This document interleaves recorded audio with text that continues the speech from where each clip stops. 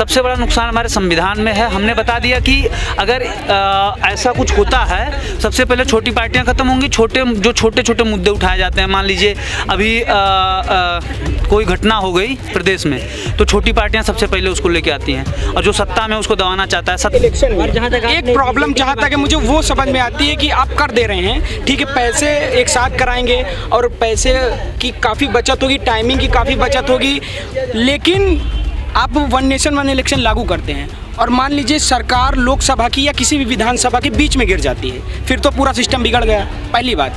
और दूसरी बात, फिर उसको आप सिस्टमेटिक ढंग से कैसे लाएंगे वो आप क्लियर कर दे। वही बीजेपी दोबारा चुनाव करवा रही, उपचुनाव करवा रही है, अपने में शामिल करवा के, और फिर वही कह रहे कि चुनाव का खर्चा कम हो, इसलिए वन नेशन वन इलेक्शन की बात कर रहे हैं। इसमें सीधा सा ये नुकसान होगा, 4 साल कोई भी काम नहीं होगा और साल के जो है 4 साल लूट मचेगी। कहना चाहता हूँ, देखिए, जब लोकसभा और विधानसभा का चुनाव जब एक साथ होगा तो सबसे पहली बात जो पैसे की बात है उसको अगर हम साइड में रख भी दें, तो पहली बात है हमारे देश का जो हर महीने जो माहौल ख़राब होता है चुनाव के टाइम में, सबसे पहले माहौल ख़राब होना बंद होगा। चुनाव से माहौल ख़राब होता है तो ये तो संविधान पे खतरा बता दिया, यानी इसका मतलब कि चुनाव होना ही नहीं चाहिए देश में। तब तो चुनाव से कोई माहौल ख़राब नहीं होता, चुनाव से आम जनता को फ़ायदा होता है कि उनको कुछ चीज़ें सस्ती मिल जाती हैं। सरकार जो है कि महंगाई पे कंट्रोल करने की कोशिश करता है, मुद्राओं पे अपनी स्टडी करता है और चीज़ों को जितना हो सकता है उतना कंट्रोल करता है। और चुनाव नहीं रहता तो कहीं कोई कंट्रोल नहीं, जो चल रहा है चलने दो। तब बोल देते हैं कि पेट्रोल डीजल और गैस मेरे हाथ में नहीं है, वो जो है कंपनियां तय करती हैं। और जब चुनाव आता है तो 200 कम कर देते हैं, पेट्रोल में कटौती कर देते हैं, तब टैक्स में कटौती हो जाती है। इतनी समस्याएं हैं। डेली छात्र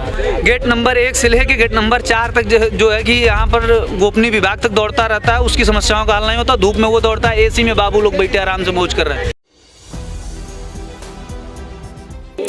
नमस्कार, मैं हूं हयात अब्बास और आप देख रहे हैं 4PM न्यूज़ नेटवर्क। और इन दिनों देश में वन नेशन वन इलेक्शन को लेकर चर्चा बहुत ज़ोरों शोर पर है, क्योंकि वन नेशन वन इलेक्शन का ये जो एक नारा दिया है, इसका लगातार विपक्षी पार्टियां जितनी हैं विरोध कर रही हैं।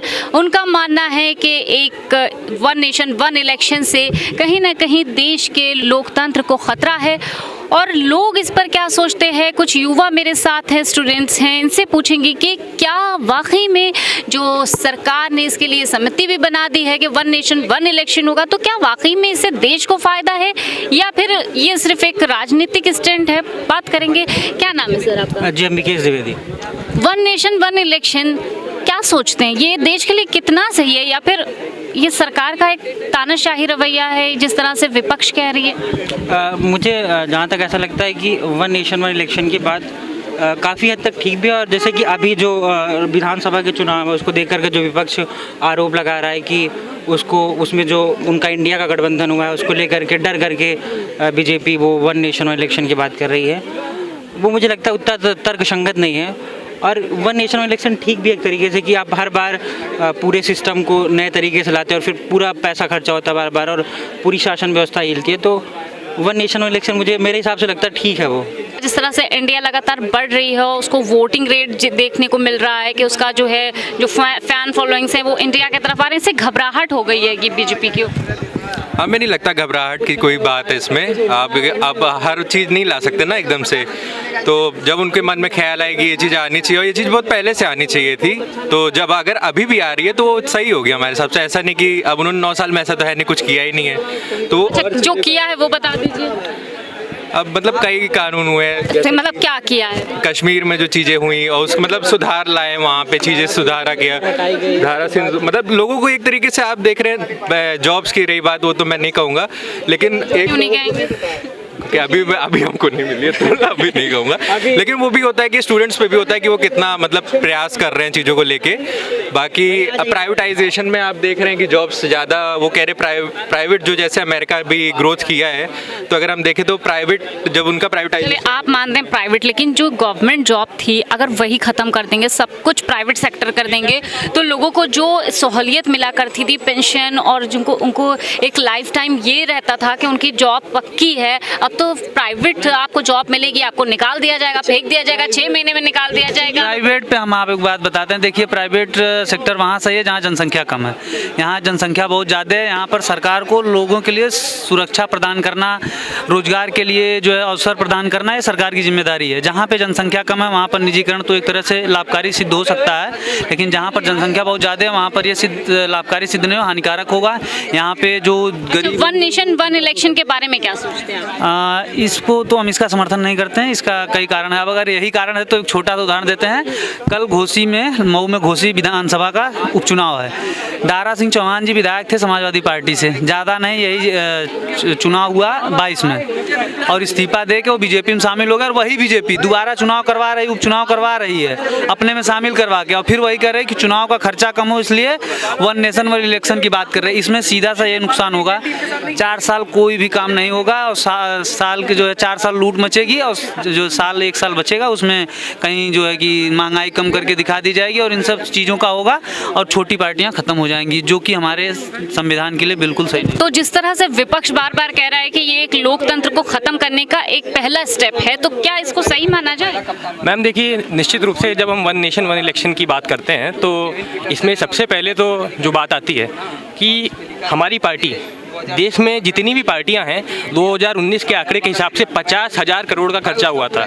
तो सबसे पहले तो खर्चा तो निश्चित रूप से कम होगा ही होगा, लेकिन इसके साथ ही जो हमारा देश हर महीने मतलब 365 दिन एक चुनावी मोड में रहता है, इसको खत्म करने पर ये वन नेशन वन इलेक्शन एक प्रहार है। जब एक साथ में ही लोकसभा और विधानसभा, अगर पूरा देश अगर चुनावी मूड में हमेशा न रहे ना तो देश में काम नहीं होगा। अगर आप इसको मानते हैं तो सिलेंडर क्यों 200 रुपये सस्ता हुआ भाई? चुनाव 24 का आ रहा था इसलिए सस्ता हुआ। तो चुनाव से तो जनता को फायदा होता है, और वो हमारे देश का आज से नहीं बहुत पहले से ये प्रथा चली आ रही है कि चुनाव के समय ही फायदा होता है। इस बात को मानते हैं कि वाकई में ये जो चुनाव के जो खर्चे की बात ये सर कह रहे हैं, इसमें कितना आपको सही लगता है? ये देश का सच में देश का भलाई के लिए किया जाए? नहीं, चुनाव के खर्चे में देश के लिए संविधान को खतरा है, छोटी पार्टियां खत्म हो जाएंगी, और अरे उसको हम समझा देंगे, अभी रुकिए। छोटी पार्टियां खत्म हो जाएंगी और सिर्फ इसमें 1 या 2 पार्टियों का प्रभाव रहेगा, और इससे जो है संविधान को इसलिए खतरा है। छोटी पार्टियां खत्म होंगी जो क्षेत्र में क्षेत्रीय मुद्दों को उठाती हैं, पार्टियां छोटी छोटी हुई, स्टेट पार्टी हो गई, और जो क्षेत्रीय पार्टियां हो गई, छोटे मुद्दों को उठाती हैं। ये जब पार्टी खत्म हो जाएगी, वो मुद्दा कौन उठाएगा? तो सिर्फ और सिर्फ वही बिजनेसमैनों की बात चलेगी, बड़े बड़े लोगों की बात चलेगी, और गरीबों का शोषण होगा। इसका तो प्रभाव बहुत अच्छे से आना है। देखिए, हर चीज़ का तो 2 पहलू होता है, ये कुछ सही होता है तो कुछ गलत होता है। यहाँ पर 80% गलत है वन नेशन वन इलेक्शन में, 20% सही है। वही 20% को पर्टिकुलर मीडिया के द्वारा सबके द्वारा दिखाया जा रहा है, यही 20% जो सही है, बस यही सब कुछ सही है। 80% क्या गलत होना है उसको बिल्कुल कहीं उस पर चर्चा ही नहीं हो रही है। तो उस पर भी चर्चा होनी चाहिए कि उससे नुकसान क्या है। जब उस पर नुकसान की बात हो जाए तभी आप बताइए, थोड़ा हम लोगों को समझाइए कि इससे नुकसान क्या है वन नेशन वन इलेक्शन से? सबसे बड़ा नुकसान हमारे संविधान में है। हमने बता दिया कि अगर ऐसा कुछ होता है, सबसे पहले छोटी पार्टियां खत्म होंगी। जो छोटे छोटे मुद्दे उठाए जाते हैं, मान लीजिए अभी कोई घटना हो गई प्रदेश में, तो छोटी पार्टियां सबसे पहले उसको लेके आती हैं, और जो सत्ता में उसको दबाना चाहता है। सत्ता में 2 ही पार्टी, मान लीजिए सेंट्रल में तो 2 ही पार्टियां आप तक मानी गई, कांग्रेस और बीजेपी। तीसरा कोई अभी जो है वो अभी वर्तमान में तो नहीं है। तो इस तरह से छोटे छोटे मुद्दे अदर प्रदेशों का हो गया, जहाँ पर मान लीजिए यहाँ पे क्षेत्र में सपा उठाती है, तो मध्य प्रदेश में कांग्रेस उठाती है, बिहार में आरजेडी और जेडीयू हैं, ये सब उठाती हैं। तो छोटे छोटे मुद्दों को क्षेत्रीय पार्टियाँ उठाती हैं। बड़े मुद्दे पे बात सिर्फ नेशनल लेवल, हाँ आप उस पर करिए कि हम ये कह सकते हैं कि 2 बार आप चुनाव कराइए, इस पर हम थोड़ा सहमति बन सकते हैं। 1 बार लोकसभा और 1 बार विधानसभा, एक साथ चुनाव कराने में चुनाव में गड़बड़ी हमेशा हो सकती है और रहेगी इस चीज़ में। बात कहना चाहता हूँ, देखिए जब लोकसभा और विधानसभा का चुनाव जब एक साथ होगा तो सबसे पहली बात जो पैसे की बात है उसको अगर हम साइड में रख भी दें तो पहली बात है हमारे देश का जो हर महीने जो माहौल खराब होता है चुनाव के टाइम में, सबसे पहले माहौल खराब होना बंद होगा।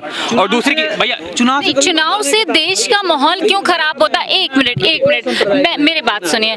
चुनाव से माहौल क्यों खराब होता है? क्योंकि जब भाजपा ये दावा करती है कि हमारे देश का माहौल सब कुछ अच्छा है, डबल इंजन की सरकार है हर जगह, तो फिर चुनाव के समय कौन है जो माहौल खराब कर देगा? चुनाव से माहौल खराब होता है तो ये तो संविधान पे खतरा बता दिया, यानी इसका मतलब कि चुनाव होना ही नहीं चाहिए देश में। तब तो चुनाव से कोई माहौल खराब नहीं होता, चुनाव से आम जनता को फायदा होता है कि उनको कुछ चीज़ें सस्ती मिल जाती हैं। सरकार जो है कि महंगाई पे कंट्रोल करने की कोशिश करता है, मुद्राओं पे अपनी स्टडी करता है और चीज़ों को जितना हो सकता है उतना कंट्रोल करता है। और चुनाव नहीं रहता तो कहीं कोई कंट्रोल नहीं, जो चल रहा है चलने दो। तब बोल देते हैं कि पेट्रोल डीजल और गैस मेरे हाथ में नहीं है, वो जो है कंपनियां तय करती हैं। और जब चुनाव आता है तो 200 कम कर देते हैं, पेट्रोल में कटौती कर देते हैं, तब टैक्स में कटौती हो जाती है। और जब जो चुनाव नहीं रहता तो कोई कटौती नहीं होती है। देखिए, देश की जनता समझदार है, उसे पता है कि केंद्र सरकार में कौन किसको चुन करके भेजना है और विधानसभा में किसको चुन करके भेजना है। बिल्कुल बिल्कुल बड़ी बात है। आप अगर ये क्वेश्चन कर रहे हैं कि रीजनल पार्टियां खत्म हो जाएंगी, इसका मतलब आप जो जनता जो वोट दे रही है उस पर आप प्रश्न चिन्ह खड़ा कर रहे हैं कि उसकी इतनी समझ नहीं है कि किसको वोट देना और किसको नहीं देना है। वन नेशन वन इलेक्शन में जहाँ तक एक प्रॉब्लम जहाँ तक है मुझे वो समझ में आती है कि आप कर दे रहे हैं, ठीक है, पैसे एक साथ कराएंगे और पैसे की काफ़ी बचत होगी, टाइमिंग की काफ़ी बचत होगी, लेकिन आप वन नेशन वन इलेक्शन लागू करते हैं और मान लीजिए सरकार लोकसभा की या किसी भी विधानसभा के बीच में गिर जाती है, फिर तो पूरा सिस्टम बिगड़ गया, पहली बात। और दूसरी बात, फिर उसको आप सिस्टमेटिक ढंग से कैसे लाएंगे वो आप क्लियर कर दे तो वन नेशन वन इलेक्शन देश के लिए पूर्णतः हम समर्थन करते हैं। ये प्रॉब्लम सबसे बड़ी है और इस पे अभी इनकी बात से बिल्कुल एग्री करते हैं। ये इन्होंने बात कही, बहुत हम इनकी बात से बिल्कुल एग्री करते हैं। और यहीं तक नहीं, बहुत सारी समस्याएं उत्पन्न होंगी। न्यू एजुकेशन पॉलिसी आनी थी, आई, इतनी समस्याएं हैं। डेली छात्र गेट नंबर 1 से लेकर गेट नंबर 4 तक जो है कि यहाँ पर गोपनीय विभाग तक दौड़ता रहता है, उसकी समस्याओं का हल नहीं होता। धूप में वो दौड़ता है, AC में बाबू लोग बैठे आराम से मौज कर रहे हैं। न्यू एजुकेशन पॉलिसी पे चर्चा कोई मीडिया वाला नहीं कर रहा है कि कितनी कमियां हैं। इसी तरीके से हम कह रहे हैं कि 80% गड़बड़ है, उस पर चर्चा नहीं हो रही। 20% सही है, उसी पे चर्चा हो रही। देखिए, हर चीज़ के दो पहलू होते हैं, इस बात को आप मानिए।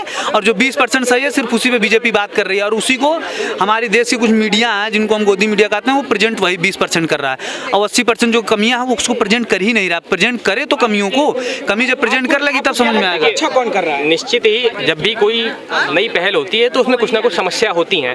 अभी जब विधानसभा और लोकसभा के चुनाव एक साथ कराने की बात हो रही है तो इलेक्शन कमीशन, इससे पहले एक बार पूरे देश का इलेक्शन होता था, लेकिन जो है 1967 में बता रहे हैं ना खत्म हुआ, तो खत्म हुआ तो उसका कुछ कारण पैदा हुआ होगा, ऐसे तो हुआ नहीं। ऐसा कुछ नहीं था।